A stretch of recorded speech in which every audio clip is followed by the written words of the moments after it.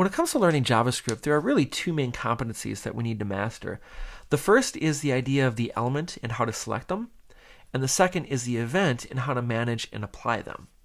In this video, we're going to take a look at these two items and hopefully give you a better understanding of how they work and give you a good head start on learning more JavaScript. At the end of this video, we're also going to talk a little bit about jQuery and then see how we can transfer this knowledge into RackForms Express and RackForms, our free format editing software. So let's get started. The first thing we want to do is we want to set up our development environment on our favorite web browser. So for example, in Chrome, I simply select the menu and under Tools, select Developer Tools. Now there's two main things that we're looking for, the inspector and the console.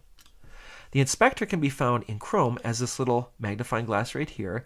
It simply allows me to select an element visually on the page and then see its source code and any properties that it has. The console can be found right here, and this guy allows me to, and this is really awesome, write in code and execute it in real time. Now I actually use Firefox for most of my development work, and if you do use Firefox, I suggest using the Firebug and Firebug Autocompleter extensions. So let's talk about elements. The first thing that we need to master is that in order to select elements in JavaScript, they need either to have an ID or a class. Now IDs are the simple way, so let's take a look at that. So I'm going to look at the source code for this page right here. This is this right here. And to apply IDs, all I have to do is select the element that's wrapping the element I want to select and simply say ID equals, and then in between two quote marks, some value. In this case, I'll say some ID.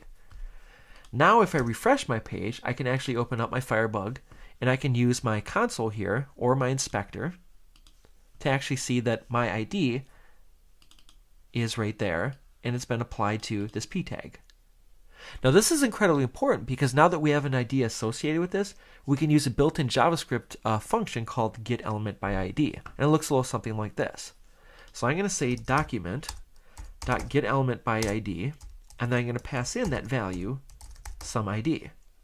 When I run this code then, I'm going to actually return this p tag right here. There's a little bit of subtlety this right here because this console makes this a little bit weird, like I can actually highlight this item. But all this is essentially telling us is that this code has selected this element and all of its properties. Now because just selecting an element usually doesn't do a lot for us, we usually want to apply some code to it. So in this case, I'm going to access its style object and then its display property, and I'm going to set it to none. Now when I run the code, I'm actually going to hide this field because we're setting its display to none. I can then go back now and say set its display to block, and it'll re-show the element. Now what's nice about this is if we actually look in the HTML tag, Firebug has actually highlighted this in yellow because it was a recent change to my code, right? So now display equals block, and if I once again go back in and say display equals none, I can run this code and in the HTML tag see the display is now equal to none. Now, of course, here what we're doing is we're running code, and the event that we're running is essentially clicking this run button right here. And this doesn't really help us if you really think about it for average users, because an average user isn't going to type code into this little box. Therefore, the next big competency is events. Now generally speaking, events come in two categories: inline events and onload and event listeners. Now just like classes, we're unfortunately not going to take a look at onload and event listeners in this video. And the reason why is because along with selecting elements by class, onload and event listeners is the purview of jQuery. You can do it with vanilla JavaScript, it's just much harder than it has to be. And you're going to be spending most of your time writing code that's already been done in jQuery. However, inline events is something that we can show you right now. So to create an inline event, I'm simply going to take this code that I've already written and I'm going to copy it. And then to these two p tags where it says show and hide, I'm going to simply say onClick equals and then two quotation marks. The value that's in between these quotation marks is what's going to happen when I click this p tag right here. And of course, in this case, I want that to simply be to show my item. For the hide element then, I'm simply going to say onClick, and it's going to equal this none. Now when I save my page and run it, sure enough, if I click hide, I hide the ID, and if I click show, I show it. Now generally speaking, we wouldn't actually write inline code like this, and I actually want to make a small change here so I can show you another great feature of these developer tools that we get in the browser. So what I'm going to do is I'm going to change my onClick event to, instead of this long block of code, I'm going to change it to the word toggle. and the word show. In other words, I'm going to write a function definition, or excuse me, a function call here. So once again, I'll write toggle, and I'll say hide.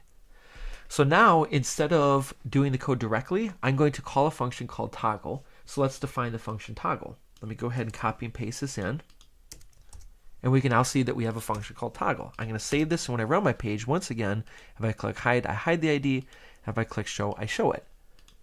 So this is all well and good, but here's the other great feature of our development environment. So if I click on the script tag right here, and I refresh my page, I can actually then select from my list of scripts, in this case demo.html, and I can now see that I have my function call right here. If I refresh one more time, you'll see that these lines turn green right here, which means I can put breakpoints on them. So I'll put a breakpoint right here and click hide. The code execution then stops here now because in my onClick event, I'm calling the function toggle and I'm passing in a value. In this case then, I can see that the value that I've passed in is the word hide. Now the first thing that we do is we check to see if our function argument is equal to show. In this case it's not, so we're actually going to execute the else block. Because it's not equal to show, we're going to set the ID, some ID element right here to display equals none. And again, sure enough, that's exactly what happens. So here now is a quick look at jQuery to see how it can actually help us. So it's a little bit of an abrupt change because I think when you're learning JavaScript, it's important to learn these basics first. But again, as soon as we start to get more complicated things like selecting by classes or doing event listeners, writing JavaScript code using basic or what we call vanilla JavaScript doesn't make sense anymore. jQuery makes things so much easier for us. And I just wanted to give a quick explanation and a demonstration of how exactly that is. So right now we've got two event listeners here. We've got two onClick events. The toggle they call the method toggle right here. So here's another way of writing that, but using jQuery syntax instead.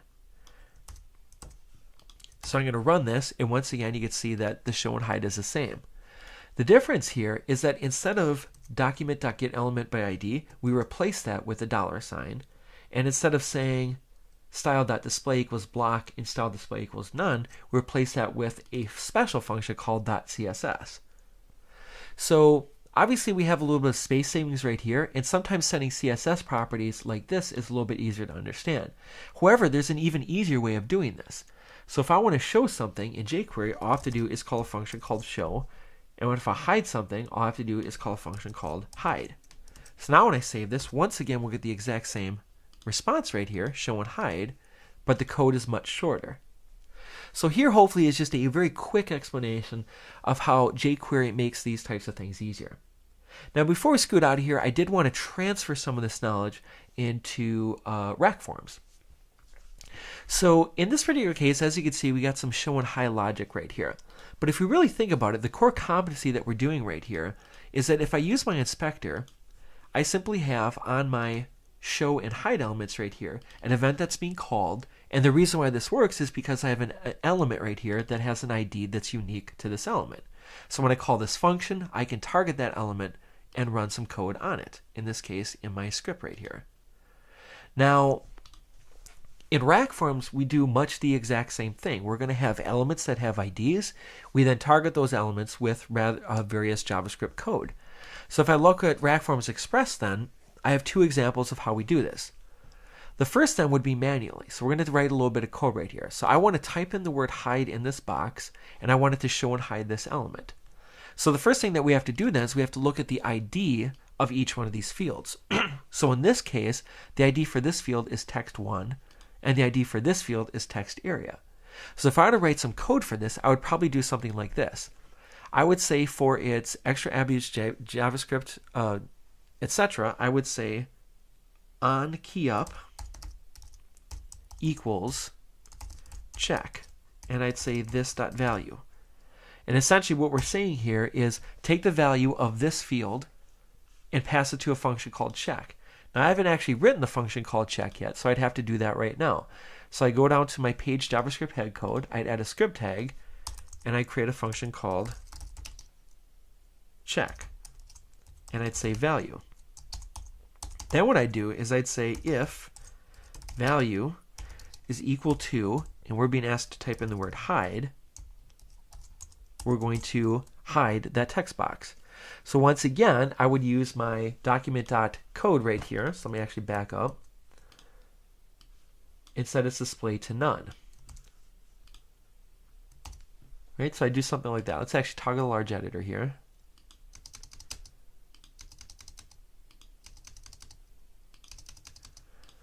So the idea of the element that we're actually looking for is text area.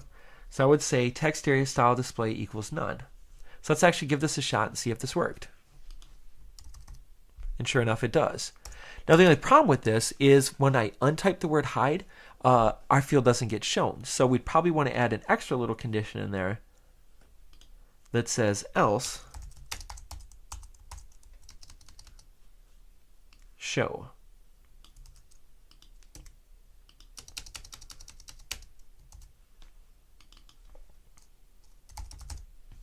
So now when I run this code, hide hides it, and not hide shows it. There's an easier way of doing this, however, and we can use conditional logic for that.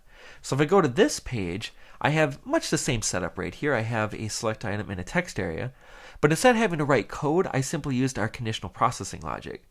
So essentially what I'm saying here is the event trigger is on change, but I could also change this to anything else I wanted. And I'd say if this field is equal to show, then we're going to show the text area field. And sure enough, that's exactly what we get. So without having to write JavaScript, now we get the exact same logic, but we saved ourselves the coding work. Of course, the power in RackForms Express is that we give the option to do both. You can write hand code, or you can write code, or you can write conditional logic as we've done here. So that's our quick look at JavaScript. Obviously, there's a lot going on here, but thanks for your time. If you have any questions, info@rackforms.com.